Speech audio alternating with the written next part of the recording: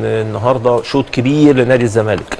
ويمكن احنا توقعنا يا كابتن سيف، قلنا استحاله يعني يمر الحقيقه. يحسب لحضرتك الحقيقه ان 4 مرات حضرتك قلت لي مش هيفضل الوضع كده، مش هيفضل صعب. الوضع. نتكلم على الزمالك برضه في فرق في الامكانيات وفي القدرات وفي الدوافع، لكن الحقيقه فعلا لازم نشيد النهارده بمعتمد جمال، اداره ذكيه جدا، تبديلاته الحقيقه اعطت السيطره الكامله الشوط الثاني لنادي الزمالك الحقيقه.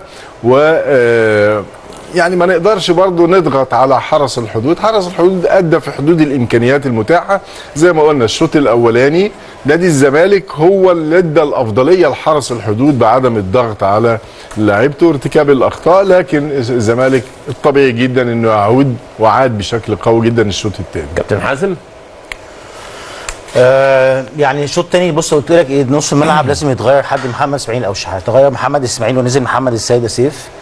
محمد شحاته اتحرر بشكل كبير جدا الشوط الثاني. محمد شحاته من احسن الماتشات ليه بقاله فتره كبيره جدا، هو ده شحاته اللي الواحد عارفه بياخد الكوره ويعدي. تغييرات النهارده فتوح انا شايفها من احسن التغييرات في نص الملعب. بص الكوره دي عملها حلوه جدا لبيزيرا، عمل كوره حلوه جدا لمحمد ابراهيم بعديها. هتلاقي دايما هو محور الاداء في حته الكي بلاير اللي بيلعب كوره مهمه، كوره صعبه مش اي حد يلعبها. في كوره عملها الشوط الثاني هتلاقيه عملها لمحمد ابراهيم، اللي محمد ابراهيم رفعها لمحمد السيد جون طلعها زنفولي. الحاجات دي مهمه جدا. توظيف النهارده فتوح ناحيه اليمين مش ناحيه الشمال، مع انه باك ليفت يا سيف. بص هنا طبعا كوره عرضيه من بنتايج حلوه جدا، دخل جوه الملعب بشكل كبير جدا. ويمكن الزمالك يا سيف لغايه لما جاب الجون اهم حاجه عنده كانت الكره العرضيه. يعني لو جبنا الكره بتاعت قلت لك عليها محمد ابراهيم اللي عملها لمحمد السيد، هي دي اخطر كره في الشوط الثاني.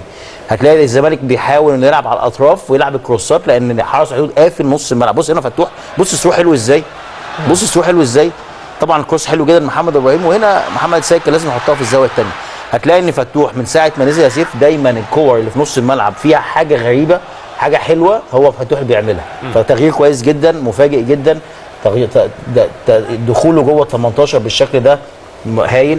معتمد عمل تغييرات كويسه جدا جدا. في اللعيبه فاقت الشوط الثاني بشكل كويس. حسام والونش كانوا كويسين قوي الشوط الثاني، ما بيخلوا الكوره بياخدوها من قدامه يحطوا على طول اللعيبه.